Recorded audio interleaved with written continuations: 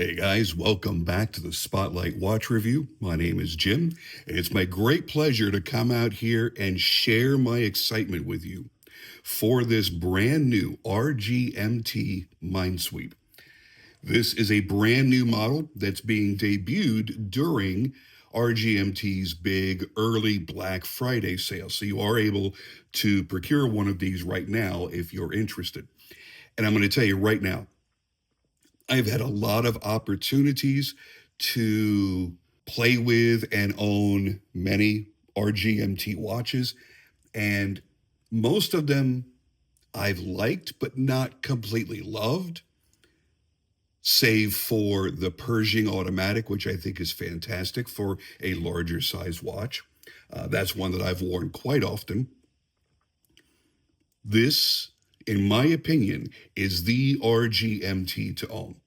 Now, it's still big, but it's not clownishly, ridiculously overdone. It's a square watch that will wear like a 47 millimeter round case watch. Now, they're calling it a 48 millimeter. And that may be if you're measuring from side to side.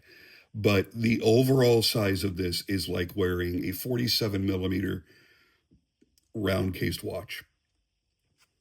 Lug to lug, you're looking at 55 millimeters, and your thickness is 17 millimeters. Now, I realize that 17 millimeters sounds crazy, insanely thick, but it's not. This is actually, for its size, a fairly slim watch. One of the things that I truly enjoy about this is the gunmetal finishing. I don't know whatever happened to the gunmetal finish. It was such a popular color tone for so many years across so many brands, then it just kind of disappeared. I can't think of the last time I saw a gunmetal ionic plated watch. Can you? And that's one of the things I really appreciate about micro brands. They'll take chances that the big giant brands oftentimes can't afford to do. Now, another great thing about this is the value. Okay, so you've got 316L stainless steel, as you would expect. You've got a sapphire crystal. You have a 120 click rotating bezel, 200 meters of water resistance, and the Swiss New Light Luminescence all through the dial. Now, inside, through the exhibition caseback, you'll see the SII NH35 movement, which is a 21 joule automatic with a 41-hour autonomy. It both hacks and hand winds, so it does everything that you want it to do reliably and affordably without cutting corners. Now, this movement has kind of become the Chevy 350 of movements in the industry. Every micro brand is using this movement. So I think some of its luster has been lost, and people tend to forget, well, everybody's using it because it's a really, really good movement. It's reliable. How many times do you ever hear of someone's NH35 movement breaking down? Almost never. They just seem to last forever with minimal or no maintenance at all. And that's something that obviously we know very well with Seiko. SII is Seiko's movement division. Now let's take a listen to the bezel.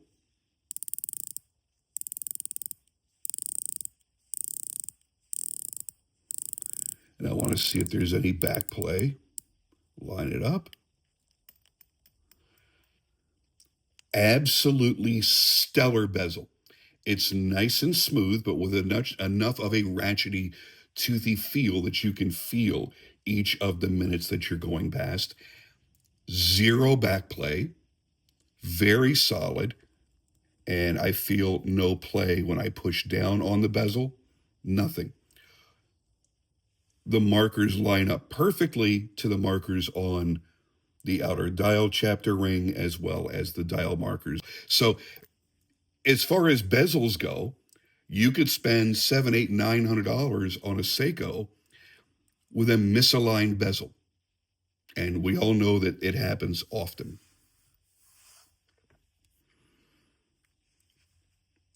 The value on this thing is crazy.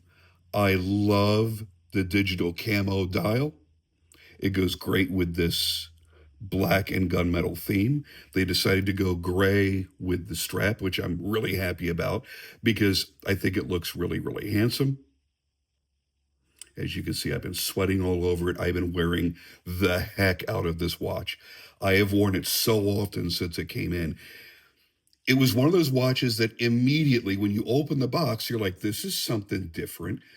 It looks tremendously more expensive in person than it really is. And it's so comfortable that the first time you strap it on, you end up not taking it back off. It's got some heft to it, but it's not overly heavy. It just represents, in my opinion, everything that a sub $1,000 micro brand watch should be. I'm going to go ahead and get this one off my wrist so we can put this one on.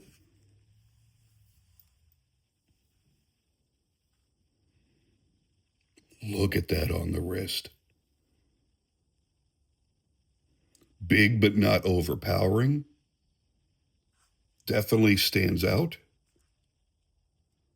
Now, there's only one real nitpick that I have about this watch, and that's the fact that you only get one keeper. I prefer having two. I like one fixed keeper and one that slides. And here we've only got the one keeper. I would definitely prefer it to have two. The details in the case, I love. These guards that come up from the screws in the case that come up around the bezel, and the deep tooth gear bezel that you've got going on here. You can't slip off of those.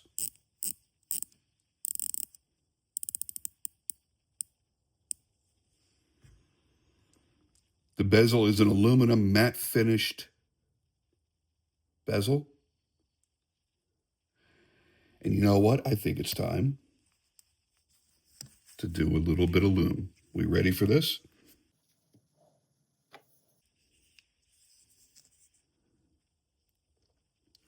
Now, here's the thing with the lume. The Swiss New Light is pretty good lume that lights up really nicely under a fresh charge. However, it fades pretty quickly.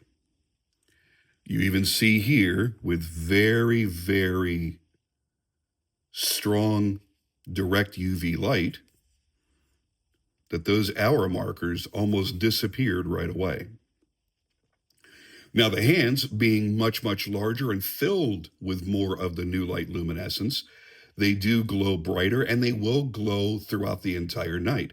But you will not see the hour markers after about the 2-hour mark. And I do wish they had added lume into the bezel. Not that it's necessary, but I've really come to enjoy that.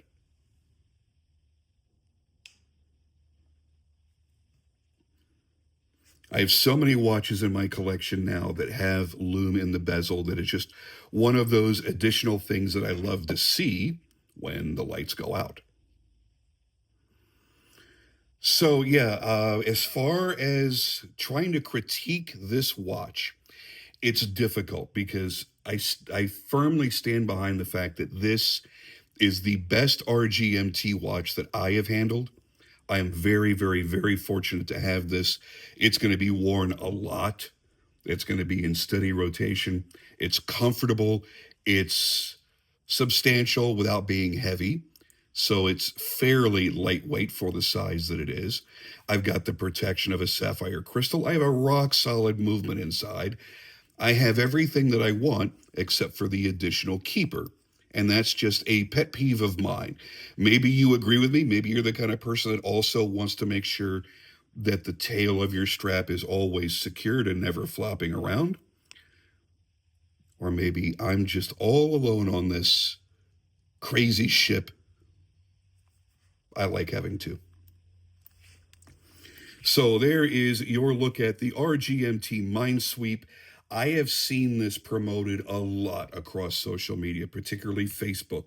So if you follow a lot of watch brands and you get a lot of watch advertising, you've probably seen this as well and wondered, is it as nice as it appears in the pictures? Is it worth the money that they're charging? Here's the price up on the screen.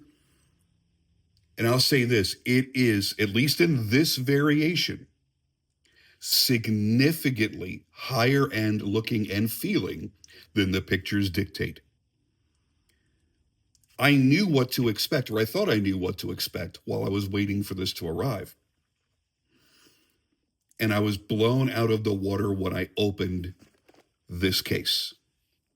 When I saw the watch, when I saw the finishing, when I saw the dial work, I was like, yeah, this is it. This is phenomenal.